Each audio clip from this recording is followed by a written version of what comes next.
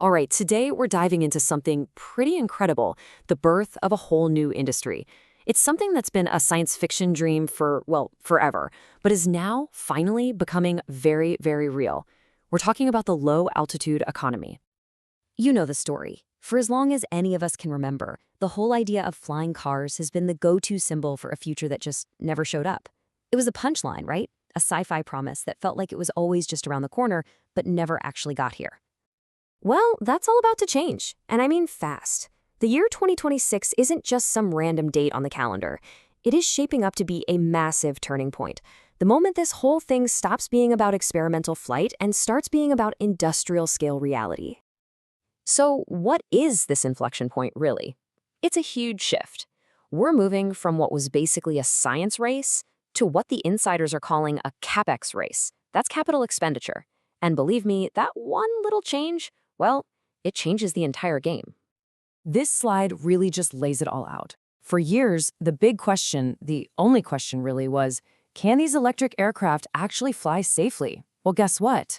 That question has pretty much been answered. The new race, the one that matters now, is all about brutal, hard economics. Who can build the factories, who can lock down the supply chains, and who can roll out the ground infrastructure faster than everybody else. And the stakes here, they're absolutely enormous. We're looking at a market that's projected to just explode, going from around $1.5 billion in 2026 to over $5.4 billion by 2031. This is a straight-up land grab, and let me tell you, only a handful of these companies are actually going to make it out alive.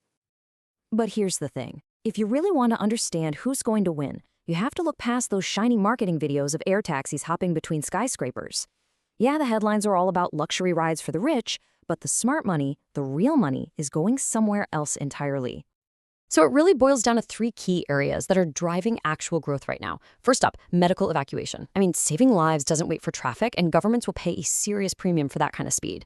Second, cargo and logistics. Why? No passengers means fewer regulations and a much, much easier path to racking up thousands of critical flight hours. And third, you've got regional connections, linking up satellite cities, which more than doubles the potential market way beyond just fancy downtown routes.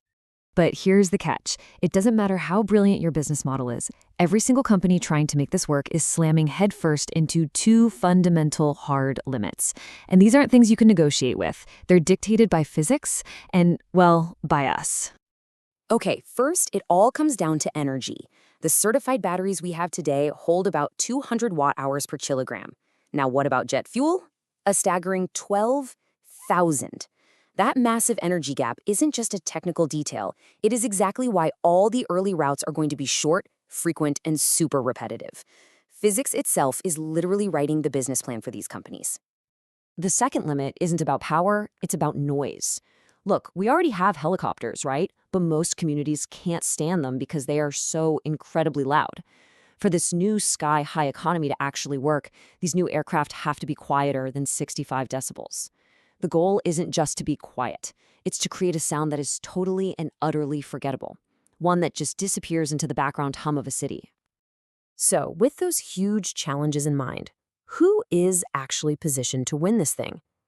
There are a few key players that are really starting to pull ahead of the pack, and each one of them has a very different strategy for how they're going to dominate. Okay, let's break down the leaders.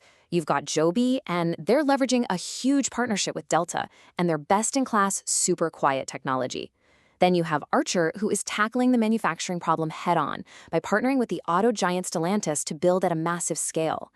Beta is playing a totally different game, smartly avoiding the passenger chaos to focus on a cargo-first strategy. And then you have EHang over in China, which has a massive head start because they are already flying commercially. And this brings us to the other race that's being fought, not in factories, but in government buildings. You could argue China is about 2 years ahead of everyone else, with pilotless certification already live. Meanwhile, the US and Europe are racing to catch up, trying to finalize their own rules. And then you have places like South Korea that are already proactively designing aerial highways over their cities. The first country to set the global standard here is going to have a massive advantage. But there's one final piece to this entire puzzle, and honestly, it might be the most important one of all. Because those beautiful, quiet, electric aircraft, they are completely and utterly useless without the infrastructure on the ground to support them. This brings us to what might be the single most important idea in this whole explainer.